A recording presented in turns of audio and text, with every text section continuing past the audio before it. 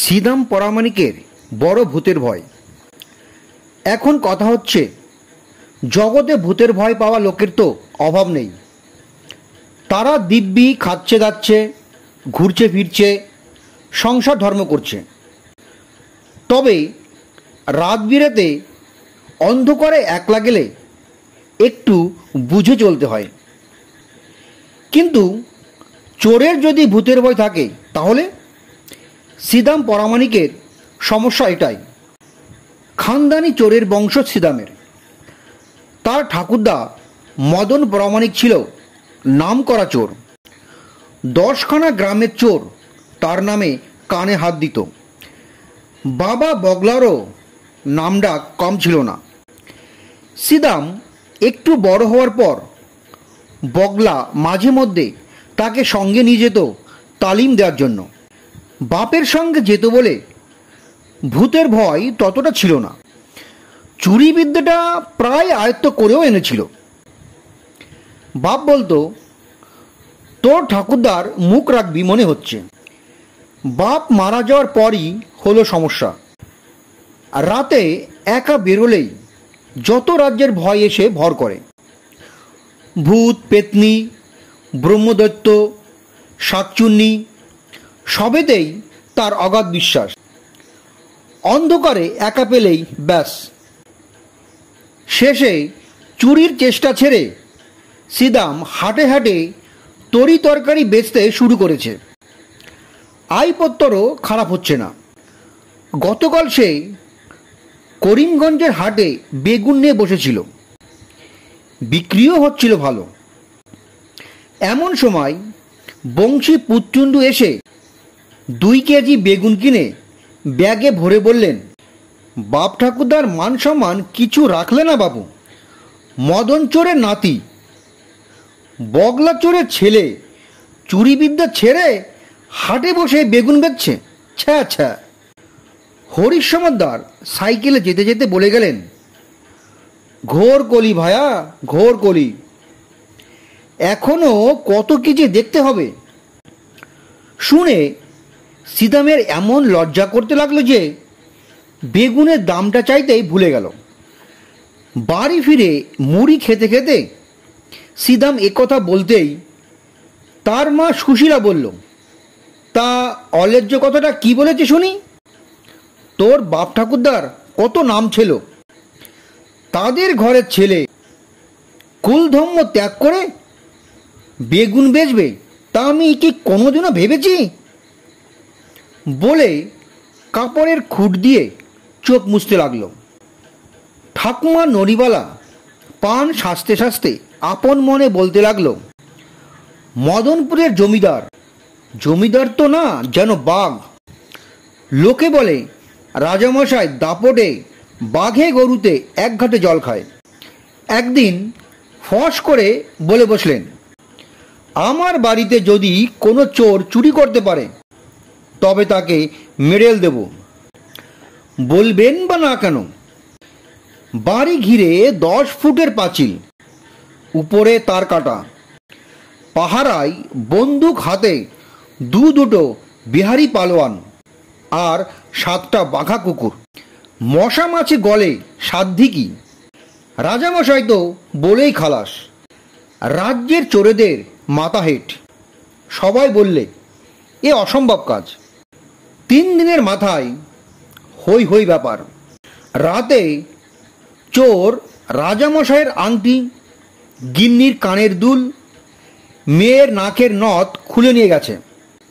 সঙ্গে সিন্দুকের মধ্যে থেকে একখানা রূপোর থালা, আর কিছু না। সিন্দুকের মধ্যেই সোনা দানা, হিরো জহরাত সবই যেমন ছিল তেমনই আছে। দারোয়ান আর কুকুরগুলো ঘুমিয়ে কাদা।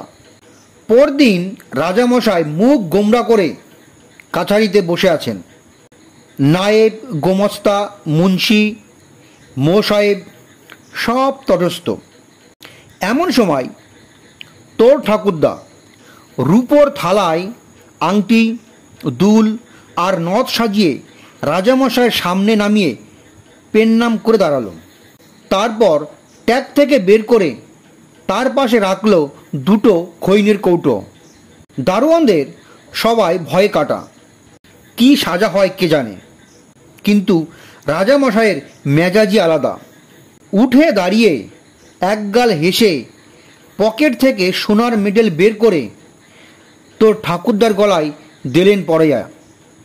বললেন, জানতাম পারলে তুমিই পারবে, আমি সোনার মেডেল বানিয়েই রেখেছি বলে রেকাবি থেকে আংটিটা তুলে নিয়ে তার আঙুলে পরাইয়া দিলেন। মাঝখান থেকে দারোয়ান দুটোর চাকরি গেল। সিদাম জিজ্ঞেস করল, সে সোনার মেডেল আর আংটি কোথায় ঠাকমা? ঠাকমা হেসে বললেন, গরিবের সংসারে সে কি বেশি দিন থাকে দাদা? তোর বাপের অসুখের সময় সেগুলো হারু গোলদারের কাছে বন্ধক রেখে তার চিকিৎসা হলো, তাও তো সে বাঁচিল না। তা এখন সুদে আসলে কত দাঁড়িয়েছে কে জানে। সেই লোকের নাতি হয়ে তুই বেগুন বাঁচতে বসলি। লোকে তো দু কথা বলবেই, আমাদেরও কি মান সম্মান থাকে ভাই? কিন্তু আমার যে অন্ধকারে বড় ভূতের ভয়। বোঝো, ভূত প্রেত যদি সত্যিই থাকে, তোর বাপ ঠাকুরদা কি একবারও তেনাদের দেখা পেত না? তারপর পান মুখে দিয়ে মালা জপতে জপতে বলল, তাছাড়া গৃহস্থের কথাও তো ভাবতে হয়। চোরেরা আছে বলেই গৃহস্থের মান সম্মান আছে। সিদাম ভারী অবাক হয়ে বলল, এ আবার কেমন কথা? চোর না থাকলে তো গৃহস্থের লাভ। শোনো ছেলের কথা, আরে বাড়িতে মাঝে মধ্যে চুরি ডাকাতি না হলেই পয়সাওয়ালা লোক বলে গ্রামের লোক মানবে কেন? খাতিরই বা কেন করবে? সিদাম মাথা চুলকে বলল, চিন্তার কথাই বটে। ননিবালা মাথা নাড়ল। চিন্তার কি আছে? লোকজন নেই এমন একটা বাড়ি দেখে হাত মক্স শুরু করে দে। অন্ধকারেই যদি ভয় হয় তো আবছা চাঁদের আলো দেখে বেরোবি। আমি জগবন্ধু ওঝার ভূতের মাদুলি আর সোলেমান গুনিনের তাবিজ নিয়ে আসব।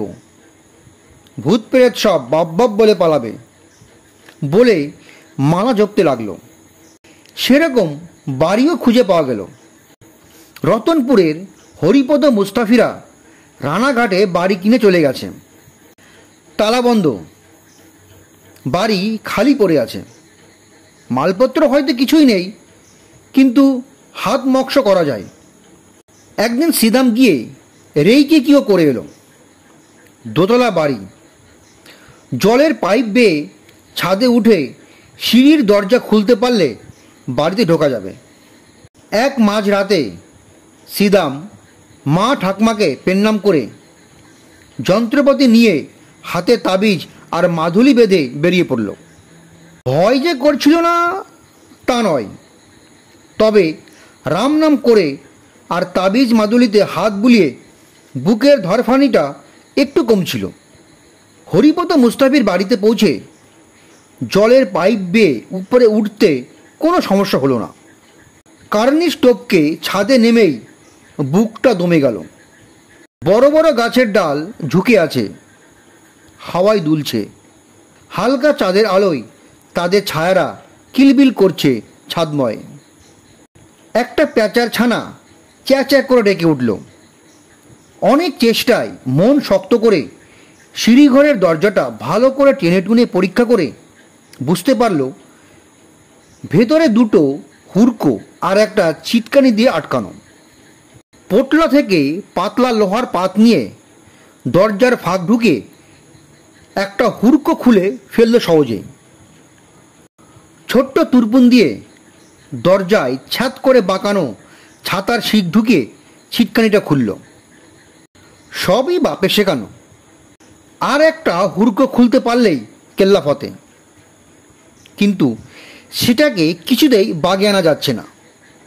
কিন্তু সেও বগলা চোরের ছেলে, সহজে হার মানবে না। ভূতের ভয়টয় সব মাথায় উঠেছে, খুব মন দিয়ে চেষ্টা করছে। এই সময় এক পাল শিয়াল একসঙ্গে হুক্কা হুয়া বলে ডেকে উঠে এমন চমকে দিল যে হাতের যন্ত্রপাতি পড়ে ছড়িয়ে ছিটিয়ে একাকার। বুকটা ধরফর করতে লাগলো। হঠাৎ পিছন থেকে কে যেন বলে উঠল, ছ্যা ছ্যা, মান সম্মান সব ডুবিয়ে ছাড়বে দেখছি। সিদাম এত অবাক হয়ে গেল যে ভয় পেতেও ভুলে গেল। ভালো করে তাকিয়ে দেখল একটা আবছা মতো কে যেন আলসেতেই পা ঝুলে বসে আছে। ভালো করে ঠাওর করে সে নিশ্চিন্ত হলো। যাক বাবা, ভূত টুত কিছু নয়, একটা রোগা টিংটিঙে লোক। সিদামের মাথা গেল গরম হয়ে। সে তেরিয়ে হয়ে বলল, তুমি কে হে? চ্যাটাং চ্যাটাং বুলি ছাড়ছ?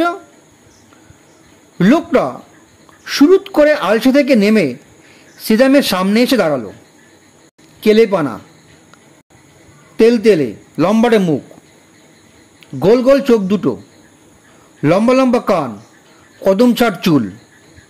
সে ফ্যাক করে এসে বলল, আমিও চোর, তবে তোমার মতো অকম্মা ধারি না। চোরেদের অত ভূতের ভয় পেলে চলে না। সিদাম একটু গরম হয়ে বলল, কে বল আমি ভূতের ভয় পাই? লোকটা দুই হাত মাজার পিছনে রেখে বুক চিতিয়ে বলল, এই আমি বললাম তুমি ভূতের ভয় পাও, এবার কি করবে করো। সিদাম লোকটার তেরিয়ে মেজাজ দেখে দমে গেল। মিনমিন করে বলল, ভূতের ভয় আমি পাই না, ভূতে আমি বিশ্বাসই করি না। তাছাড়া আমার ভূতের মাদুলি আর তাবিজ নেওয়া আছে। লোকটা হতাশ গলায় বলল, আরে বাপু, তাবিজ মাদুলিতে কি ভূত ঠেকানো যায়? ওসব ওঝা গুণিনের ফক্কিবাজি। সিদাম চুপ করে রইল। তার কপালই মন্দ। এ বাড়িতে থাকার মধ্যে কিছু ভাঙাচোরা ফেলে দেওয়ার জিনিস থাকবে, তার মধ্যে এক ভাগিদার এসে জুটল। ভাগ দিলে থাকবে কি? কেটে পড়াই ভালো। লোকটা যেন তার মনের কথা টের পেয়ে গেল। হেসে বলল, আমারে ভাগ দিতে হবে না, আর এখানে আছেই বা কি? তুমি দেখো চেষ্টা করে। তবে ও হুড়কো খোলা তোমার কম্য নয়, কড়া ব্যাঙা লাগানো আছে। সিদামের মাথা আবার গরম হয়ে গেল। বটে, তুমি খুলে দেখাও দেখি। বলছো? বলছি, তবে দেখো। বলে লোকটা কোমরের গেজ থেকে কী সব বের করে দরজার সামনে গিয়ে খুটুর খাটুর করে 1 মিনিটের মধ্যে হুড়কো খুলে দিল। হুড়কো পড়ার শব্দটুকু পর্যন্ত হলো না। সিদাম তো কিন্তু নরম হওয়া চলে না, তাই একটু গম্ভীর হয়ে বলল, ও একটু চেষ্টা করলে আমিই পারতাম, তবে তোমার হাতও ভালো। তোমার নামটা কি বাবু? লোকটা মাথাটা একটু চুলকি নিয়ে বলল, আমার নাম তো অনেক, আপাতত তুমি চূড়ামণিদা বলেই ডেকো। চলো নিচে যাওয়া যাক, দেরি করে লাভ নেই। সিঁড়ি দিয়ে নামার সময় সিদাম মুখে সাদা ন্যাকড়া বেঁধে ছোট্ট টর্চটা বের করতেই চূড়ামণি ফিসফিস করে বলল, ওহ, টর্চ জ্বালিও না। সিদাম অবাক হয়ে বলল, কেন? বাড়ি তো ফাঁকা। কি করে জানলে? লোক থাকিতে তো পারে। তাছাড়া তুমি তো হাত পাকাতে এসেছো, বাড়িতে লোক আছে ধরে নিয়ে তোমার যা করার করতে হবে, ঝুঁকি নেওয়া চলবে না। কিন্তু কিছুই তো দেখা যাচ্ছে না, একটু অপেক্ষা করো। ঘুলঘুলি দিয়ে যে আলো আসছে তাতেই মোটামুটি দেখা যাবে। সত্যি তাই। একটু বাদেই আস্তে আস্তে সামনেটা পরিষ্কার দেখা গেল। এবার চলো। পায়ের আওয়াজ যেন নিজের কানেই না যায়। 10 পা যাওয়ার পর থেমে কান খাড়া করে শুনতে হবে, চোখের মতো নাক, কানকেও তৈরি করতে হবে। যে গন্ধ গৃহস্থ লোক পায় না তা পাওয়া চাই। গাছের পাতা পড়ার আওয়াজও যেন কানে আসে।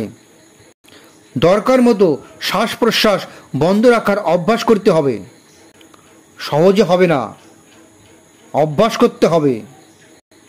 তাছাড়া তালোদ্গঠন মন্তর, নিদালি মন্তর, বায়ুবন্ধন, আরও কত কি শেখার আছে। চিন্তা নেই, সব কায়দা শিখিয়ে দেব। পা টিপে টিপে সিঁড়ি ধরে নিচে নেমে দুজন কান খাড়া করে রইল কিছুক্ষণ। না, কোনো আওয়াজ পাওয়া যাচ্ছে না। সিদামের বেশ মজা লাগছিল। এ যেন বেশ চুরি চুরি খেলা। সে তো জানেই যে বাড়িতে কেউ নেই। চূড়ামণি যেন অন্তর্যামী। সিদামের দিকে আর চোখে চেয়ে নিচু স্বরে বলল, চুরির ব্যবসাকে যদি খেলা মনে করো তাহলে তুমি বাপু আবার বাগুন বেচা শুরু করো। এ লাইন তোমার লয়। এবার সিদাম একটু ঘাবড়ে গেল। এ তো তলেবর লোক, অনেক গুণ আছে, সাবধানে থাকতে হবে। নিচে নেমে দেখা গেল যা ভাবা গিয়েছিল তাই। মালপত্র বিশেষ কিছু নেই। দুটো থালা, একটা টাল খাওয়া স্টিলের গ্লাস, একজোড়া চামড়া ছেঁড়া পামসু, একটা লকবগে সারাশি, একটা হাতল ভাঙা ছুরি, একটা পুরনো ছাতা, আর এইরকম কিছু টুকিটাকি মাল। গরিবের সংসারে সবই কাজে লেগে যাবে। ভালো জিনিস একটাই পাওয়া গেল, একটা পান ছাঁচা। চূড়ামণিদা বলল, এটি তোমার ঠাকুরমা খুব কাজে লাগবে। সে বুঝল চূড়ামণিদা শেয়ানা লোক, আন্দাজে ঢিল মেরেছে। সব বাড়িতে এক আধটা পান খাওয়া বুড়ি থাকে। ঘণ্টা দুয়েক বাদে মালপত্র পোটলা বেঁধে দুজন ছাদে উঠে এলো।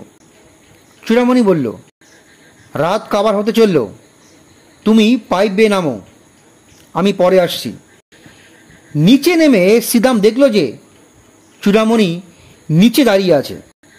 সে একটু অবাক হলো, কারণ এই পাইপ ছাড়া ছাদে ওঠানামা করার আর দ্বিতীয় উপায় নেই। তাহলে কি চূড়ামণিদার দেওয়াল বেয়ে ওঠা নামা করার বিদ্যে জানা আছে? সে শুনেছে অনেকেরই জানা আছে এই টিকটিকি বিদ্যে। চূড়ামণিদা বলল, আজ যাও, পরের দিন সত্যিকারে চুরি করতে হবে। সে বাড়িতে থাকে এক বুড়ো বুড়ি। আরে আমি তো সঙ্গে থাকবো, ভয় কি? সিদাম চিন্তায় পড়ে গেল। আজ জিনিসপত্র বেশি নেই বলে চূড়ামণিদা ভাগ চাইল না, কিন্তু এরপর যদি ভাগ দিতে হয়। সে বলল, শোনো চূড়ামণিদা, পরিষ্কার কথা বলে দেওয়াই ভালো, ওই আধা আধি ভাগের কারবারে আমি নেই। চূড়ামণি একগাল হেসে বলল, না রে ভাই, আমারে ভাগ দিতে হবে না। টাকা দিয়ে আমি করবোটা কি? নিহাত অনেক দিন অভ্যাস, তাই একটু হাত মকসা করতে ইচ্ছে হয়। একটু ভালো সাগরেত পেলি এখনও অনেক কিছু করতে পারি। তবে আর কোনো কথা নেই। তাহলে কালই চলে আসি? ওরে না, এ কাজে ধকল অনেক, রাত জেগা কাজ, মাঝে শরীরে আরাম দিতে হয়, নইলে কাজ ভুল হয়ে যায়। দুরাত ভালো করে ঘুমিয়ে সামনের শুক্রবার তেঁতুলতলায় চলে আসবি রাত 12টায়। আমি চলি। বলেই চূড়ামণি ফুস করে একটা চালতা গাছের আড়ালে অদৃশ্য হয়ে গেল। সিদাম যখন বাড়ি ফিরল তখন আলো ফুটতে আর দেরি নেই। দেখল মা ঠাকুমা তার পথ চেয়ে বসে আছে। জিনিসগুলো দেখে মা ঠাকুমা ভারী খুশি। জিনিসগুলোর জন্য নয়, সিদাম যে ভূতের ভয় ভুলে কাজ করে এসেছে তাতেই তারা খুশি। ঠাকুমা চোখ মুছতে মুছতে ঘরে গিয়ে একটা বাঁধানো ফটো নিয়ে এসে বলল, ঠাকুরের কি লীলে! এর ছবি কতদিন হলো খুঁজে খুঁজে হয়রান, কোথায় দেখেছি তাও মনে করতে পারিনি। কাল রাতে তোরং গুছোতে গুছোতে দেখি একদম নিচে কাঁথার মধ্যে উনি শুয়ে আছেন। বলে ফটোটা সিদামের হাতে দিয়ে বলল, এই দেখ তোর ঠাকুরদার ছবি। কি রাজপুত্রের মতো চেহারা ছিল। হাতে নিয়ে ফটো দেখে সিদামের মূর্ছা যাওয়ার অবস্থা। কোথায় রাজপুত্র?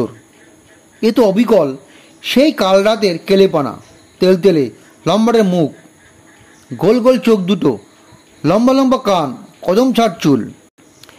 সিদামের হাঁটু কাঁপতে লাগলো। কোনো রকমে কাঁপা কাঁপা গলায় বলল, কিন্তু এ তো চূড়ামণি। তার মুখের কথা কেড়ে নিয়ে ঠাকুমা গদগদ গলায় বলল, ও আমার জাদু সোনা, সবই তো জানো দেখছি। রাজামশাই খুশি হয়ে তেনারে চোর চূড়ামণি খেতাব দিয়েছিল। 7 গায়ের চোরেরা খাতির করে চূড়ামণিদা বলে কপালে হাত ঠেকাতো। বলে ঠাকমা ফ্যাঁচ ফ্যাঁচ করে কাপড়ের খুঁটে নাক ঝাড়তে লাগলো। ফটোর দিকে আরও একবার তাকিয়ে সিদাম পরিষ্কার দেখতে পেল ফটোর ওই তেলতেলে লম্বাটে মুখে একটা মিচকি হাসি খেলে গেল, আর গোল গোল মার্বেলের মতো একটা চোখ দিয়ে কটং করে চোখ মেরে দিল তার দিকে তাকিয়ে। সিদামের আর সহ্য হলো না, সঙ্গে সঙ্গে মূর্ছা গেল। সুশীলা হাতে করে জল নিয়ে তার মুখে ছেটাতে ছেটাতে বলল, আহা, কাল রাতে বাচ্চার বড্ড খাটুন হয়েছে গো। শুক্রবার রাতে কাজে বেরোনোর সময় সিদাম মা ঠাকুমাকে পেন্নাম করে বলল, ঠাকমা, কাল তুমি হারু গোলদারের দোকানে গিয়ে বলবে ঠাকুরদার আংটি আর মেডেল যেন হাতছাড়া না করে। আমি 6 মাসের মধ্যে ছাড়িয়ে আনব। ননিবালা চোখ মুছতে মুছতে বলল, তাই যেন হয় দাদা। আর তোমার ওই তাবিজ মাদুলি আমি খুলে রেখেছি, পুকুরে ফেলে দিও। সুশীলা আতকুটে বলল, সে কি রে, ভূতের ভয় করবে না? সিদাম বলল, দূর দূর, ভূত টুত বলে কিছু আছে নাকি? তারপর দেওয়ালে ঝুলানো ফটোটার দিকে আর চোখে তাকিয়ে বলল, আর থাকলেও সব ভূত কি খারাপ হয়? বলেই দেখলো ফটোটা তার দিকে তাকিয়ে মিচকি হেসে চোখ মেরে দিল। ফটিকও মুচকি হেসে ফটোকে পাল্টা চোখ মেরে রাস্তায় বেরিয়ে এলো।